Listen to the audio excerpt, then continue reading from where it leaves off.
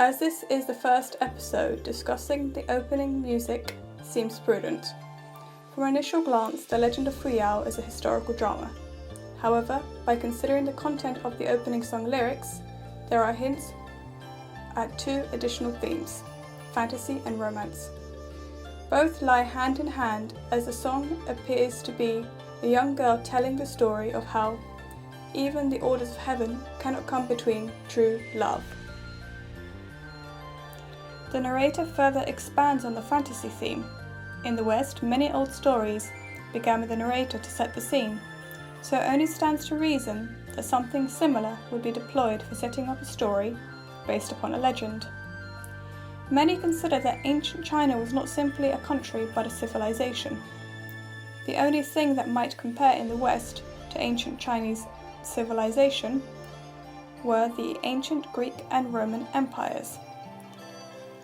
Naturally, from such great feats of humanity, traditions have been kept alive through the use of stories.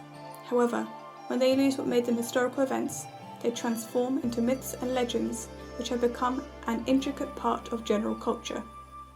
The narrator then sets up the backstory and the girl who will end up bringing about great destruction. Too bad that the one meant to destroy her ends up falling right in love with her too. The training scene depicts three things. It sets up Fuyao as a character who seeks to advance in the world no matter her station or her gender.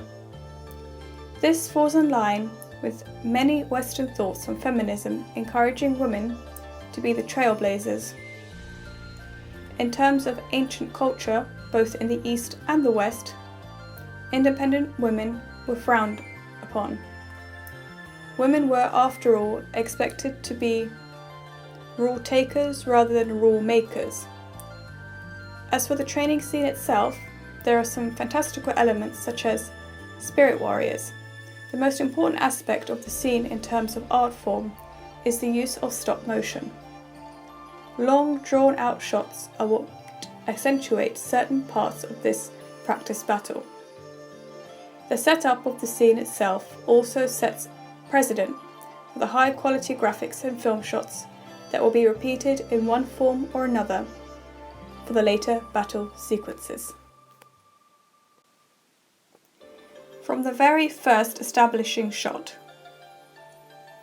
we as an audience can see that there is a long rivalry that exists between the protagonist Fuyao and Pei. The story expands upon this through using the juxtaposition of station and culture.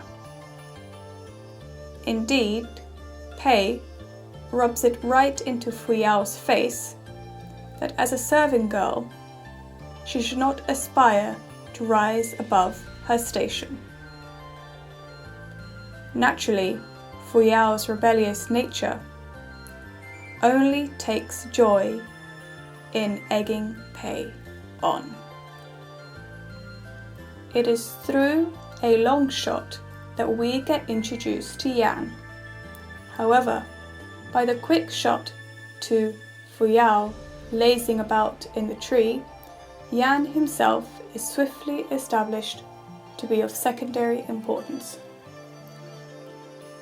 Instead, it's his relationship to Fuyao which shows Yan to be a side character. Ancient culture, both in the East and the West, would have set Yan up in a place of importance.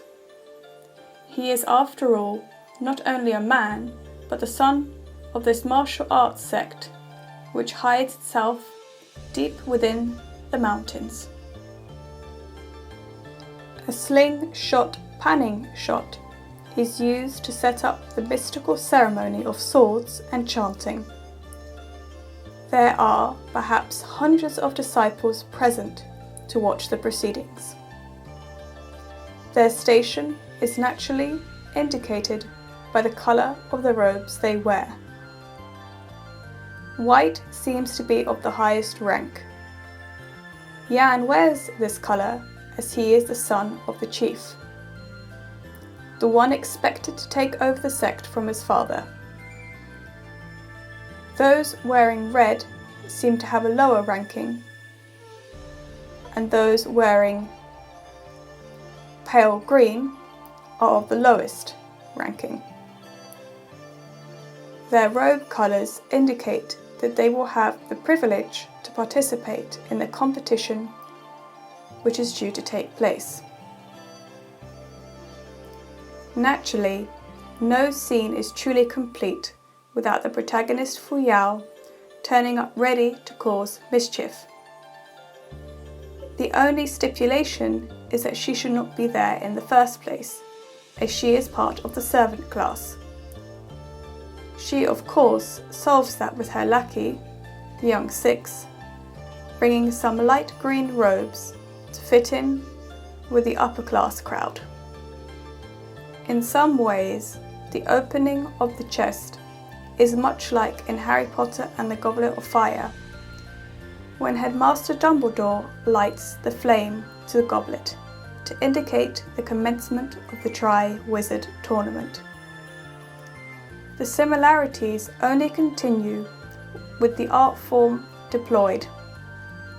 With the opening of the chest, there are close-up and aerial shots depicting father and son, Yan Lil and Yan opening the chest, and disciples around them watching the events transpire. Much the same happens in Harry Potter, with close-ups of the goblet, the igniting of the flame, and the crowds watching it all take place. In this instance, it is Yan Liu who mimics Harry Potter's Dumbledore's actions by stating that for all those who wish to enter the competition, they only need to enter drops of their blood onto their tickets and drop it into the chest. In Harry Potter and the Goblet of Fire, it is much the same, as students are asked to write their names onto slips of paper before throwing it into the blue flame.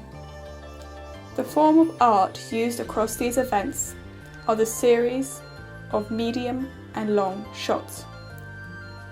There is also a blue-grey grading used to invoke the feeling of a connection with the spiritual realm.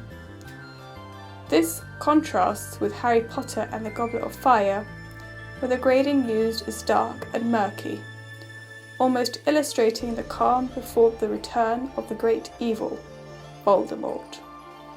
There are also present a disparity in cultural markers that depict Eastern traditions versus Western ones. The notion of martial arts originates from the Far East. Most of these arts come accompanied with a deep connection to the spirit world. By using these elements, it emphasizes the fantasy aspect of the drama. Harry Potter and the Goblet of Fire is naturally based on the fantasy genre. However, while the East, or more specifically China, fall back onto their old tradition of martial arts and the spirit world, Harry Potter takes many of its fantastical elements from medieval Europe. Though humour seems understood from both sides of the hemisphere. 找死啊你们！快走！走！ The story up until this point introduces what might be considered as the immediate storyline. In the last third of the episode, however, it sets up a secondary storyline which will start to play out from that moment but continue past the competition arc. This starts with a rebellion ransacking the local palace of the region as the king lies dying. The use of film shots is what helps to deliver a lot of information and events in a compact amount of time. Long and medium dark grading shots accompany the siege sequences. Lighter, more ethereal shots are what contrast it. These shots are what pull Fuyao right into the midst of a conflict which was set to boil over. Though who would believe Fuyao when she says that the prince is not the prince. She is only of the servant class, after all. So these are my observations for the first episode. I do not claim to be an expert in these matters, but I hope that I have entertained and educated you all. Naturally, any constructive criticism is welcome in the comments below. Please also consider clicking that subscribe bell if you've enjoyed this and wish to see more. Until next time.